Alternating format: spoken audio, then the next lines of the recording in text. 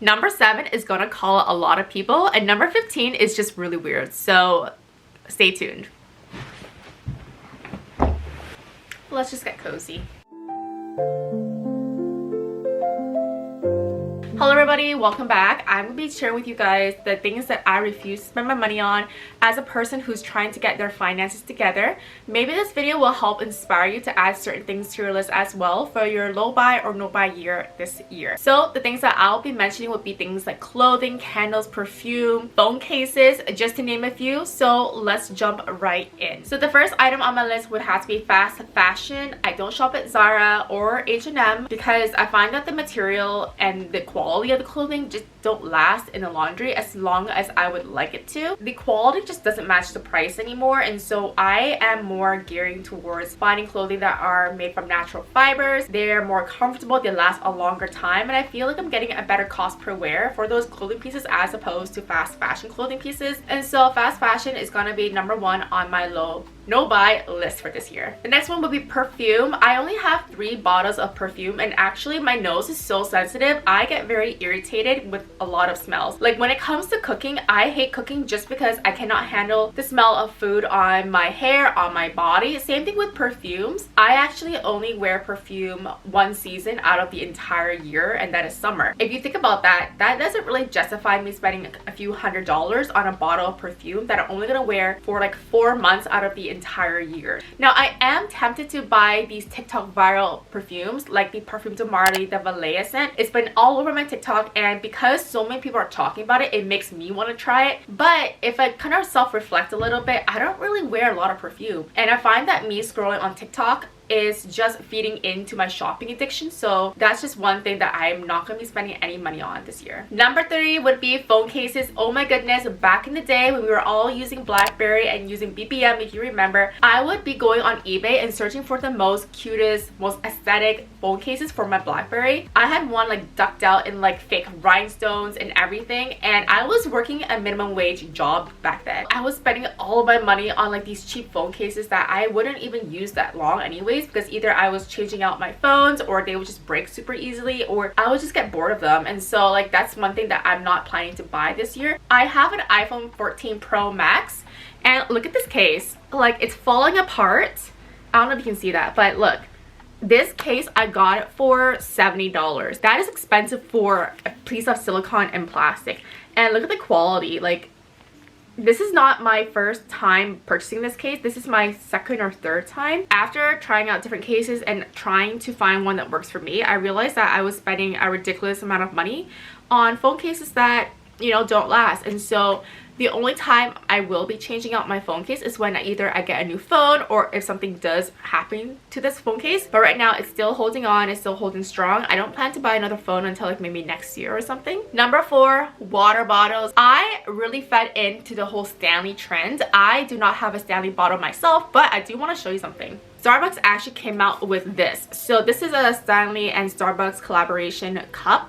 It doesn't have a handle, so it's not really convenient to use. It also has a plastic straw, which I actually prefer a glass straw, and the lid isn't as tight, so whenever it does tip over, water does spill out. Another thing is that I prefer warm beverages over cold ones, so I don't really reach for this because I feel like I mostly use this in the summertime for iced drinks. Therefore, I spent like $50, if not a little bit more, on this cup that I barely reach for. Number 5 would have to be getting my nails done. Now, I used to only get my nails done for special occasions, so think Christmas, birthdays, Valentine's Day, but like even last year I didn't really do much to my nails because it's not something that really adds much to my life. I do know that there are people who love to get their nails done because it makes them feel more put together, but for me, I was spending like more than $80 to $100 per month on a simple set of nails that I would get bored after 2 weeks, and that I would have to change it out like after like 3 weeks because my nails do grow quite fast. And so nails are expensive and it's just not for me. Number 6 would have to be candles. Now, I've never understood the appeal of candles. I know that people love to make their home smelling nice and have that aesthetic look to them, but I've always figured that they were more of a liability and a risk than anything else. I have cats, and candles are very toxic to cats. I feel like if I forget to blow out the candle one day, like who knows what might happen. It gives me more anxiety than more peace and calm. That's why the candles have never been an appeal to me. Number 7, I'm gonna call out a lot of you, and I'm sorry in advance, but I think this is something that you need to consider and add to your no buy or low buy list for this year as well.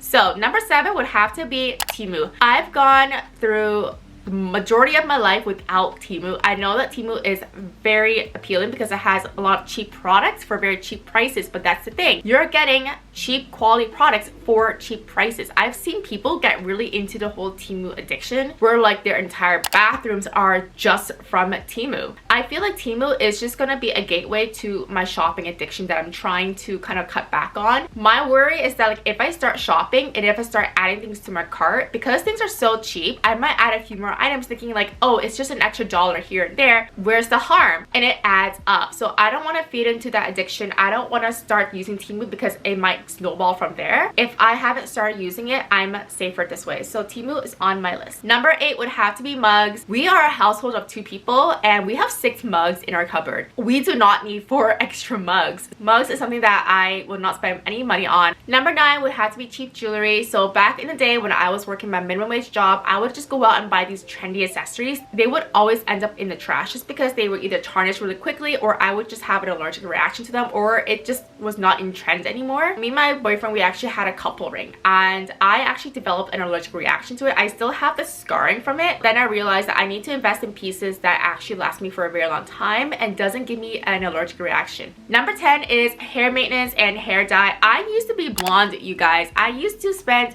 $250 every 3 months sitting on a chair for 6 hours, not including the 2-hour commute time, just to retouch up my hair, and it was very damaging. Number 11 would have to be random insurances for tech items. Now I'm not talking about insurances for dental, health, vision, things like that. I'm talking about like Apple Care or things for your phone or your computer. Now the only thing that I would actually spend my money on is Apple Care, just because I do use my MacBook a lot, and I do know because the charger, it could die on you depending on like how well you take care of it. I just wanted that reassurance that if something does happen to my charger, I can just easily replace it. But in regards to like Apple Care for my phone, for like my iPads, or even like my TV, things like that, I just don't want to spend extra money on insurance that I don't think I'll ever use. Number 11 would have to be alcohol. Now, I actually have 2 wine bottles that are unopened that I bought a few months ago that I don't really plan to touch anytime soon. Whenever I do go outside and I do buy a glass of beer, I barely finish it just because I'm not just a person who really craves alcohol or I feel the need to drink alcohol unless I'm in a social situation. But yeah, like alcohol, whenever you buy at a restaurant, it's just a lot more expensive anyway. So I feel like I'm just doing myself and my wallet a favor by not drinking alcohol. We have 3 more items, you guys. 13 would be travel items. I used to buy the travel size shampoos and conditioners, but I find that they're actually a lot more expensive than just buying like the whole like regular size bottles. What I've been doing is just like decanting them and just putting them into a smaller container that I'll just use with me whenever I travel. This also goes with luggage cubes. I used to use them and lose them quite often. So now that I've become a lot more organized and actually know where my luggage cubes are, I'm not gonna be spending extra money on the travel prep because I want to focus more on the actual travel experience itself. 14 would have to be home decor. I'm currently renting, and a lot of the stuff that I have, I don't plan to move it with me whenever I do move to a more permanent residence, because the feeling that I'm having right now is that it's very temporary because I'm renting, because I know that this is not going to be where I am permanently.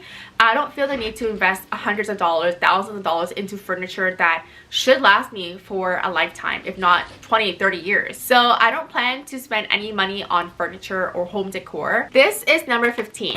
So let me explain. I have never really had a positive experience eating chips, and the only reason why I would eat chips is if it's given to me for free or somebody buys it for me. Because every time I eat chips, I get this icky, heavy, bloated feeling. I got this for free actually from my workplace, and you know what? I'm like, this should just be on my list because I have never gone out and sought out chips to buy for myself, and so that's all gonna be on my list. But other than that, yeah, I'm ending my list with chips. Like, who would have thought, right? So I hope that this list has been very helpful and maybe inspiring you to add certain things to your no buy or low buy list for this year or moving forward. I really enjoy making these videos, and I will be making a video about the things that I do splurge on. So stay tuned for that. Thank you so much for tuning in. I will see you in my next one. Bye bye.